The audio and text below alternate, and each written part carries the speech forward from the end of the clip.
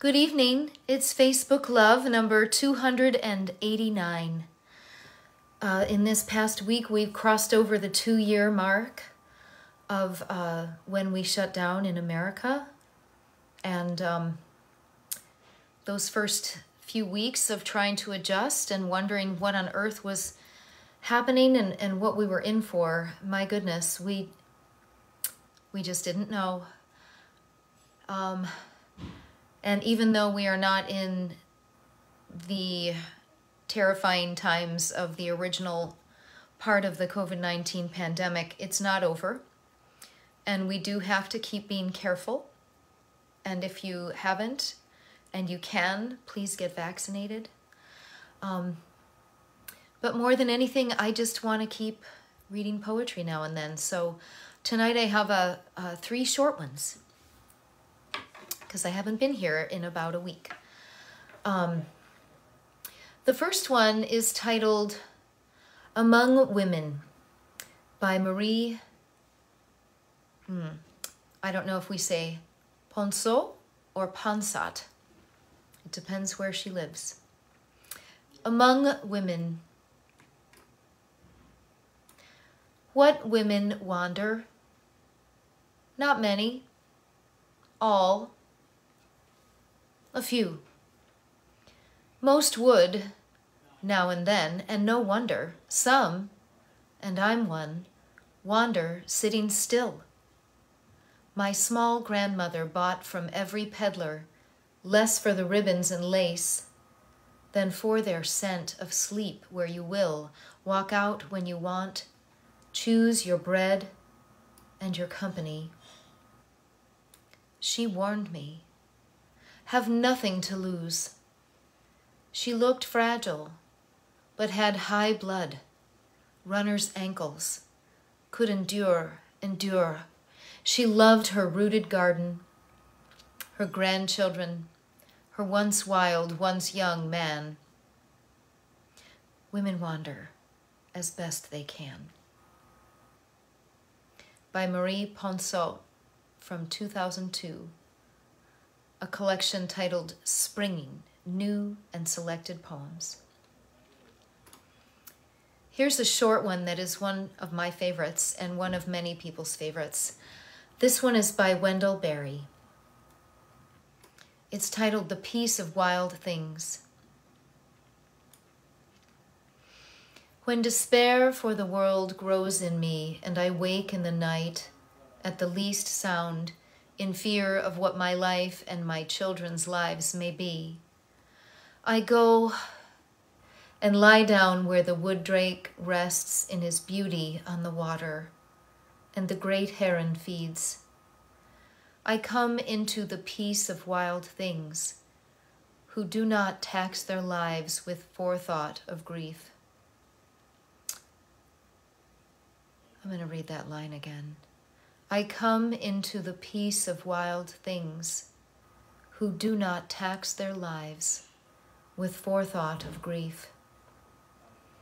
I come into the presence of still water, and I feel above me the day-blind stars waiting with their light. For a time I rest in the grace of the world and am free. The Peace of Wild Things by Wendell from 2012. Here's one by a writer named Linford Detweiler. This one, he is known more as a songwriter than a poet. And he wrote this in April of 2020 in response to current events.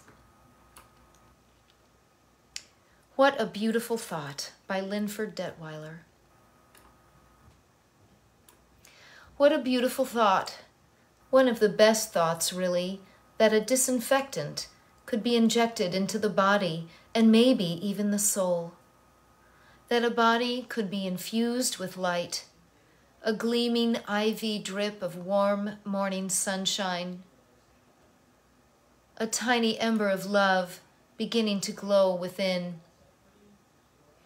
as if for the first time. Think of it.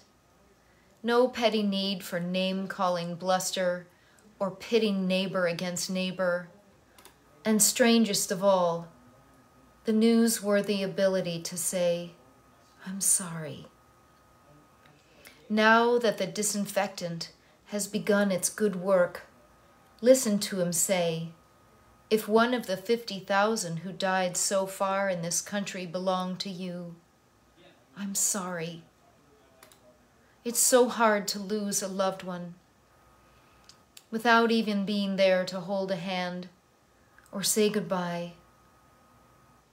I'm so sorry. Let's be silent here at the podium for just a minute or two and remember them now. What a beautiful thought by Linford Detweiler. I wanted to read that because it comes up if you're reading a lot. We've crossed the 1 million mark of Americans that we know are lost to COVID-19. We know the numbers are greater. We know that there are people who died of other things, but because they couldn't get treatment or were too afraid and it was too late when they finally asked and couldn't get into a hospital or didn't have the money. We know that something like 20% of the people who've died of this disease in the world died in America. It just doesn't make any sense. And it's so painful. I read in April of that year, around the same time that Linford Detweiler wrote that poem, that every person who dies has at least 9 people left behind. Family, friends, colleagues. That means that at least 9 million Americans have lost somebody. Think of how many of those people were children. Or as I think about personally, how many of those people were moms who lost a child. None of us can stand the idea of losing a child. Same for dads, but I'm a mom. I just think about that. It's been 2 years. It's a somber thing, and yet it's spring and we're watching the flowers come up. So I try to focus on that and stay in the moment and not have forethought of grief at the same time that I respect and care for those who've lost someone. This is Facebook Love, and I'll see you again. Bye.